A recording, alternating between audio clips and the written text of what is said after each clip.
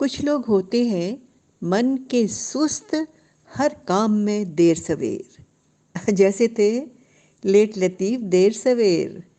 Late लतीफ़ देर सवेर हर कामों में करते देर, सदा समय से ठेलम ठेल, सुस्ती के पर काला ढेर। लेट लतीफ़ देर सवेर। साथियों, बहुत सारा प्यार, नमस्कार, दुलार, आमने सामने में आपका भव्य स्वागत। भव्य क्यों? क्योंकि आप हैं ही इतने प्यारे, इतने दुलारे, समय के पाबंद, अक्लमंद और इतने चुस्त दुरुस्त तंदुरुस्त, इसीलिए है। और हमेशा सुनते हैं बातें, समय पर आते हैं, बातें सुनते हैं, गुनते हैं और सपने भी बुनते हैं। हाँ। उनकी तरह नहीं। कौन? वो मंद कुमार। मंद कुमार, अरे उनका नाम तो है नंद कुमार, लेकिन उनकी सुस्ती, उनका आलस, उनकी लापरवाही, उनकी बेपरवाही और समय से जो उनकी हमेशा चलती है खटपट खटपट लड़ाई, उसकी वजह से लोग क्या कहने लगे हैं उन्हें? मंद कुमार। सुधरने का नाम ही नहीं लेते। और उनका हमेशा से है समय से बैर, और उनके आगे घड़ी की भी नहीं है खैर। आलसी इतने की जमीन से पांव उठाते ही नहीं, कहाँ की सपाटा कहाँ की सैर, और घड़ी उनसे रखती है दूरी, मनाती है अपनी खैर। तो भाई ऐसे है कौन? नंद कुमार। पर अब उनको सब कहने लगे हैं क्या? मंद कुमार। तो मंद कुमार अपनी हरकतों की वजह से, अपनी लापरवाहियों की वजह से, अपनी सुस्ती की वजह से मंद कुमार बन गए नंद कुमार से। तो कैसी थी भाई उनकी हरकतें? बताती हूँ। लेट लतीफ देर सवेर।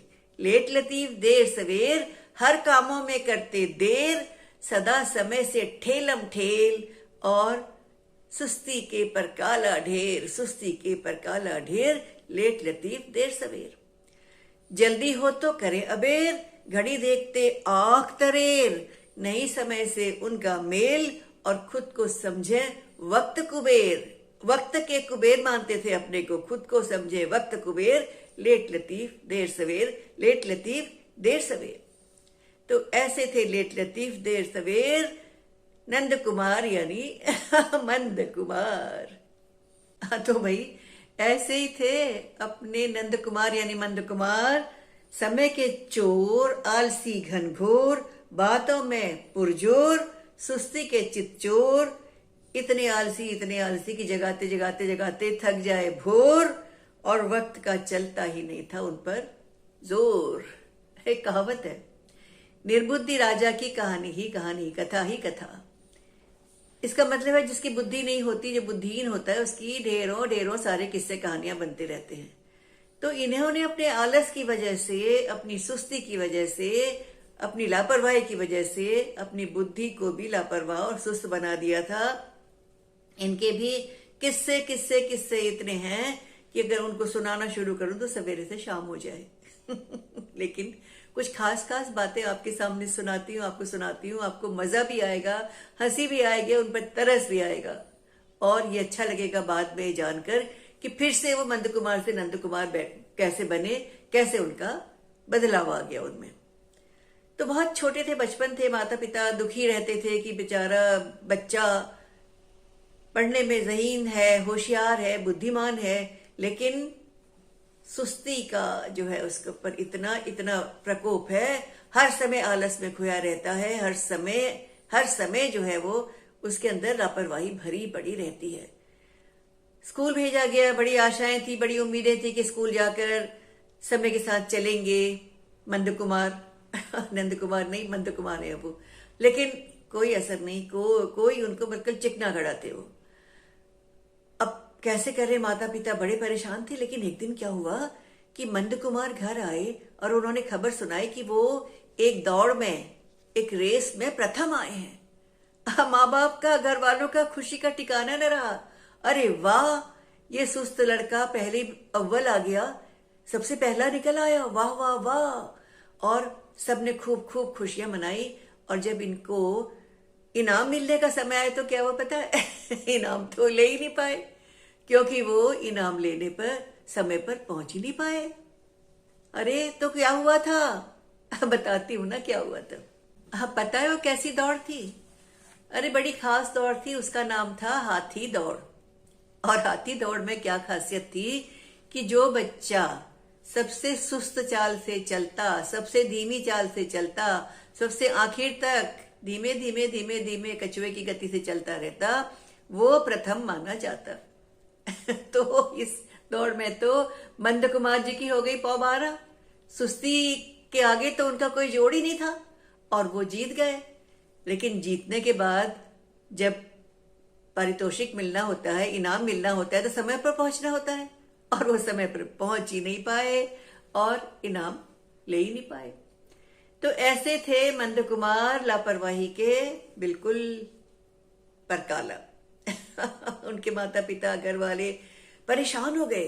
इतने सारे बचपन के उनके हादसे हुए, किस्से हुए कि माँ बाप ने सोचा कि अगर हम नंद कुमार यानी मंद कुमार को हॉस्टल भेज दें, छात्रावास भेज दें, तो बाकी लड़कों के साथ, बाकी बच्चों के साथ उनको चुस्ती से काम करते देखेंगे, दौड़ भाग करते देखेंगे, समय का पालन करते देखेंगे और हर काम अपने आप करते हुए आगे बढ़ बढ़ कर हिस्सा लेते हुए देखेंगे, तो इनमें भी बदलाव आ जाएगा और ये मंद कुमार से शायद वापस नंद कुमार बन जाए। तो भेज दिया गया, कहा उनको हॉस्टल भेज दिया गया। अब हॉस्टल में इन पर कोई असर नहीं पड़ा। चिकना खड़ा थे ये, तो किसी प्रकार का कोई असर नहीं पड़ा। इनकी लापरवाहियां बढ़ती चली गई, सुस्ती बढ़ती चली गई, आलस बढ़ता चला गया। इतना जरूर हुआ कि बहाने बनाना सीख गए, थोड़े झूठ बोलना सीख गए, बात का बतंगड़ करना सीख गए और हर चीज को छिपाकर, चोरी करके उसका कोई कारण ढूंढना भी सीख गए। अब वहां पर क्या समस्या थी छात्रावास में? गर्मी के दिनों में वहां बच्चों को पढ़ाई करनी होती थी और मच्छरों का बड़ा प्रकोप था। मच्छर सारी शाम होते ही मच्छर कमरों में घुस आते और बिन बिन बिन बिन बिन बिन का शोर मचाते, काटते। अब काटने का इलाज तो बच्चों ने ढूंढ लिया, तेल लगा ली, दवा लगा ली, अपने शरीर को मुक्त कर लिया, लेकिन भिन भिनाहट से कैसे पीछा छूटे। मच्छरों की भिन भिनाहट हमेशा हावी हावी हावी रहती। तो वहां जो छात्रावास के निरीक्षक थे, उन्होंने एक उपाय सोचा। उन्होंने कहा कि बारी बारी से छात्रावास के सारे बच्चे शाम के समय मच्छरों को बचाने के लिए, उनको हटाने के लिए, उनको मारने के लिए दवा छिड़कते रहेंगे और एक एक करके हर एक की ड्यूटी लगा दी गई कि आज इसकी बारी, आज उसकी बारी, आज उसकी बारी। ठीक ठाक काम चलने लगा। एक दिन जब किसकी बारी थी? मंद कुमार की बारी थी। हुआ क्या, निरीक्षक अपने चक्कर लगा के देख रहे थे सब व्यवस्था सही है कि नहीं है, और उनके आगे मच्छरों का रेला बिन बिन बिन बिन बिन बिन बिन बिन बिन मराता हुआ घूमने लगा। किसकी बारी थी आज, किसकी बारी थी, पूछा गया। मंद कुमार की बारी थी। बुलाया गया, पेशी हुई और उनसे कहा गया, तुमसे कहा गया था आज तुम्हारी बारी थी, तुम्हें आज मच्छरों की दवा छिड़कनी थी, क्यों नहीं छिड़की? मंद कुमार जी साफ मुकर गए कि उन्होंने दवा नहीं छिड़की थी। कहने लगे, नहीं, मैंने तो दवा छिड़की थी, बिल्कुल छिड़क के फिर मैं अपनी मेज पर आया था पढ़ाई करने के लिए। तो फिर ये इतने सारे मच्छर कैसे भिन भिन आ रहे हैं? उनके शिक्षक ने पूछा और मंद कुमार ने फटाफट जवाब दिया। कहने लगे, महाशय, मच्छरों को तो मैंने मार दिया था, ये उन सबकी पत्नियां, घर वाले विलाप कर रहे हैं, रो रहे हैं, चीख रहे हैं, चिल्ला रहे हैं। कहना न होगा कि मंद कुमार जी की उनको सजा मिली, उनकी काफी काफी मिट्टी पलीत हुई, उनकी खिल्ली उड़ाई गई, उनका मजाक उड़ा और इतना इतना उनका कारस्तानियां बढ़ गई, इतनी उनकी खिंचाई हुई कि मंद कुमार जी भागकर अपने घर वापस आ गए। माता पिता परेशान। अब बड़े होते चले जा रहे थे, न पढ़ाई में समय पे जाते, न छात्रावास में उनका मन लगा। चलो उन्हें खेती के काम में लगा दिया जाए। पिता के पास बहुत, दादा के पास बहुत जमीनें थी और काफी खेती बाड़ी थी, अच्छा कारोबार था, जमींदार किस्म के थे, तो उनको वहां पर खेती बाड़ी की देख रेख करने के लिए भेज दिया गया। मंद कुमार को भी ये काम सुहाया, क्योंकि इसमें उनको ज्यादा कष्ट नहीं करना था। खेती की बुआई के समय मजदूर आ जाते, कटाई के समय मजदूर आ जाते, बाकी उन्हें देखकर एक कुर्सी में बैठकर सबको देखभाल करनी थी और सबके निरीक्षण करना था और सबको आदेश देना था। बस पानी उन्हें लगाना पड़ता था जब बुआई हो गई उसके बाद में, और वो नल में पानी छोड़ देते थे, नालियों में पानी चला जाता था, नालियों के रास्ते खेतों में पहुंच जाता था। वो आराम से बैठ के चैन की बंसी बजाते, घोड़े बेच के सो जाते। कब जब बारिश होती तो वो काम भी बच जाता। उस बार खूब बारिश हुई, अच्छी पैदावार हुई, खूब फसल हुई, उनके खेतों में गेहूं जौ खूब खूब खूब उपजे। और उसके बाद सबने बड़ी शाबाशी दी, बड़ी वाहवाही करी गई उनकी कि भाई इन्होंने अच्छी देखरेख की है, खेती का काम इनके मन मुताबिक है, इन्हें इसी काम में लगे रहना चाहिए। जब खेत बड़े हो गए, उनमें अनाज के दाने निकल आए, गेहूं की बालियां लटकने लगी, उनमें अनाज भी पड़ गया। और उसके बाद क्या हुआ?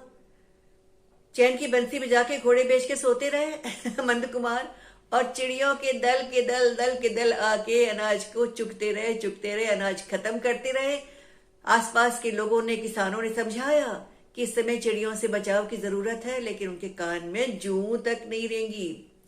और वो उसी तरह से मस्त रहे, सुस्त रहे, और चिड़िया जो है सब फसल का सफाया करती गई। और जब काटने की बारी आई तो क्या हुआ? अनाज तो था ही नहीं, सारे गेहूं जौ सब में दाने गायब थे, और बस फूस फूस फूस रह गई थी। और उसके बाद जो उन्हें डांट पड़ी, लताड़ मिली, और उसके बाद उनकी जो धुनाई हुई, वो तो बिल्कुल सुस्त हो गए और भी पस्त हो गए, और भी लापरवाह आलसी होते चले गए। घर वाले बड़े परेशान हो गए। उन्होंने सोचा कि एक ही उपाय अब लास्ट में आखिर में बचा था, क्या? इनकी शादी कर दी जाए। पत्नी आएगी तो जरा चाक चौबंद हो जाएंगे, चौकस रहेंगे, और उसको खुश रखने के लिए समय पे काम करेंगे। हाँ भाई हाँ, चलो शादी की जाए। शादी की तैयारियां होने लगी। एक दूर के शहर में एक घर में जाकर अच्छे गांव के लोग थे, उनसे बात चलाई। इनके घर परिवार को देख के, जमीन जायदाद को देख के, और सारी कुछ परिस्थिति को देख के, धन को देख के लोग तैयार हो गए, और इनकी शादी पक्की हो गई। शादी का दिन तय हो गया। घर वालों को, लड़की वालों को बताया गया कि लड़का थोड़ा आलसी है, उन्होंने इसे कोई अवगुण नहीं माना। तो शादी का दिन निश्चित हो गया।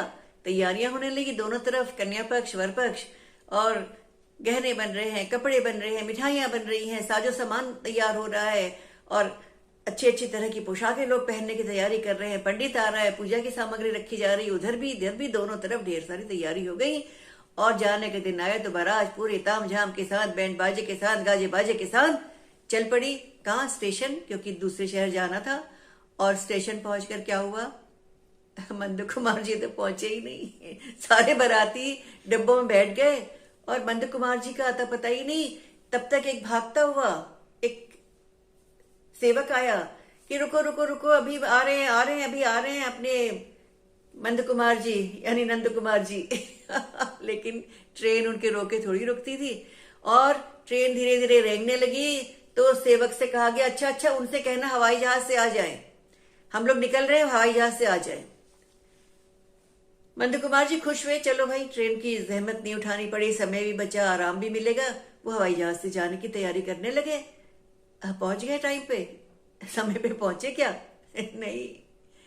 जब तक वो हवाई अड्डा नियत समय पर पहुंचने के बदले जाते, वो फिर देर हो गए, और फिर जो है हवाई जहाज उड़ गया, और वे हाथ मलते रह गए। दूल्हा नहीं पहुंचा, हड़कंप बच गया। घर वाले और कन्या पक्ष वाले दोनों तरफ से इतनी तैयारियां थी, स्वागत की तैयारी थी, लाइटें लगी हुई थी, सुंदरता थी, सजावट थी, मिठाइयां बन रही थी, दावतें हो रही थी, मेहमान आ रहे थे, और दूल्हे का कहीं अता पता न था। पता लगा कि उनकी जो है उड़ान चल चुकी, और वो पहुंचे ही नहीं उड़ान में, और वो आ ही नहीं सकते। तो आनन फानन क्या निर्णय लिया गया कि मंद कुमार जी के एक रिश्ते के चचेरे भाई थे, उनके साथ कन्या पक्ष वालों ने भी हामी भरी, और लड़की की शादी हो गई। नंद कुमार से मंद कुमार बने। मंद कुमार तो सबसे ज्यादा परेशान हो गए। न शादी हुई, न उनको बाराती बनने का मौका मिला, न दूल्हा बनने का मौका न मिला, न सेहरा सजाने का मौका मिला, और अब पछताए क्या होत, जब चिड़िया चुग गई खेत। खेतों में तो सचमुच में चिड़िया खेत चुग गई थी, लेकिन ये तो कहावत बिल्कुल बिल्कुल सच्ची हो गई कि पछताने के अलावा कोई चारा नहीं था। किसके पास? नंदकुमार जी के पास। हाथ मलते रह गए, पछताते रह गए, और अपने पैर पर खुद ही कुल्हाड़ी मारने का दुख जो है उनको सालता गया, सालता गया, सालता गया। दुखी मन, उदास मन, हताश मन हो गए। कौन? नंदकुमार। एक दिन ऐसे ही अपने दुख में डूबे हुए, अपनी चिंताओं में डूबे हुए, शोक के सागर में गोते खाते हुए सड़क पर चले जा रहे थे नंदकुमार। उन्हें दिखाई नहीं पड़ा कि सामने से तेज रफ्तार से एक गाड़ी आ रही थी और उससे जा टकराए। औंधे बल, मुंह के बल औंधे गिरे जमीन पर, भतीसी निकल के छिटक गई और सिर पे चोट आई, खून बहने लगा। इधर उधर हड्डियां टूटी और हाय हाय हाय हाय, मर गया मर गया मर गया का शोर मचाने लगे। आनन फानन लोगों ने आकर उनको उठाया, तत्काल उनको आपातकालीन अस्पताल के आपातकालीन कक्ष में पहुंचाया। तुरंत उनकी जांच पड़ताल शुरू हो गई। डॉक्टर आ गए, देखने लगे। उनका रक्तचाप घटता जा रहा था, वो देख रहे थे। उनका खून बहता चला जा रहा था, उसको रोकने के उपाय कर रहे थे। हड्डियां कहाँ कहाँ टूटी है, कहाँ से जोड़नी है, उसकी चिंता कर रहे थे। और बिल्कुल उनको पूरी जो भी चिकित्सा मिलनी चाहिए थी वो सारी मिलती चली जा रही थी। घर वालों को पता लगा, घर वाले भी भागते भागते बदहवास से हड़बड़ाते हुए पहुंच गए। कहाँ? अस्पताल। और यहाँ ये चीखे जा रहे थे, चिल्लाए जा रहे थे, मर गया मर गया मर गया, बचाओ बचाओ बचाओ, दर्द है दर्द है दर्द है। और उसी बीच में घर वालों की आवाज सुनी उन्होंने, जो चिंता में पूछ रहे थे, अरे कैसा है अपना नंदकुमार, कैसा है अपना बेटा, कैसा है, कैसी तबीयत है। और उसी बीच में बेहोशी की हालत में नंदकुमार के कानों में कुछ शब्द पड़े। क्या शब्द थे? समय पे ले आया गया इनको, जरा से कुछ क्षणों की भी देर होती तो आज ये अपनी जान से हाथ धो बैठते। बच जाएंगे, अब चिंता नहीं है, लेकिन आज इनकी जान इसलिए बची है कि समय से इनको अस्पताल पहुंचाया गया। डॉक्टर के ये शब्द सुनते ही नंदकुमार की आंखें खुली की खुली रह गई और उन्हें अपनी सारी लापरवाहियां, सारी सुस्ती, सारी बेपरवाहियां सब याद आने लगी कि उन्होंने इन लापरवाहियों की वजह से, अपनी सुस्ती की वजह से, अपने आलस की वजह से, समय की परवाह न करने की वजह से और घड़ी के साथ चलने के न चलने की वजह से कितना कुछ खोया है। जिंदगी में कितना कुछ उन्हें हासिल हो सकता था और वो सब चीजों से हाथ धो बैठे। उन्हें इतना अफसोस हुआ, इतना अफसोस हुआ, इतना अफसोस हुआ। और उन्होंने मन ही मन क्या किया? एक वादा। किससे? माता पिता, डॉक्टर और किसी से नहीं, खुद से, अपने से वादा किया कि आज से वो समय की परवाह करेंगे, आज से वो आलस और सुस्ती को छोड़ देंगे, आज से वो समय के हिसाब से नियत समय में अपना काम करेंगे, आज से वो समय से पहले ही भाग भाग के अपने जितने भी कार्य हैं उन सबको पूरा कर लेंगे। और ये वादा जब उन्होंने किया तो वो बहुत तसल्ली से, सुकून से मुस्कुराए और उन्होंने ये भी वादा कर लिया अपने आप से कि अब वो नंदकुमार के बदले नंदकुमार का नाम हासिल करके रहेंगे और अब वो नंदकुमार कहलाएंगे, आंखों के तारे बनेंगे, लाडले बनेंगे, काम करके अपनी चुस्ती से सबको अपनी शख्सियत प्रमाणित करके दिखा देंगे। यानी अपने आप की अपनी जो वक़्त है, अपनी पहचान वो दिखा देंगे। तो आपने सुनी कहानी किसकी? नंदकुमार के नंदकुमार बनने की और नंदकुमार से वापस नंदकुमार के कायाकल्प होने की। कायाकल्प मतलब परिवर्तन, हृदय परिवर्तन, मन का परिवर्तन। तो ये जो है कहानी से आप ये तो समझ गए कि जो वक्त का साथ नहीं देता, आलस करता है, समय के साथ होड़ लगाता है, घड़ी को उसकी परवाह नहीं करता है, वो हमेशा अपने मुंह की खाता है, हमेशा मुंह के बल नीचे गिरता है, पछताता है, हाथ कुछ नहीं आता है। समय की कदर कीजिए और एक ऐसे इंसान बनिए जो समर्थ हो और सबके साथ अपनी भी रक्षा कर सके। नमस्कार।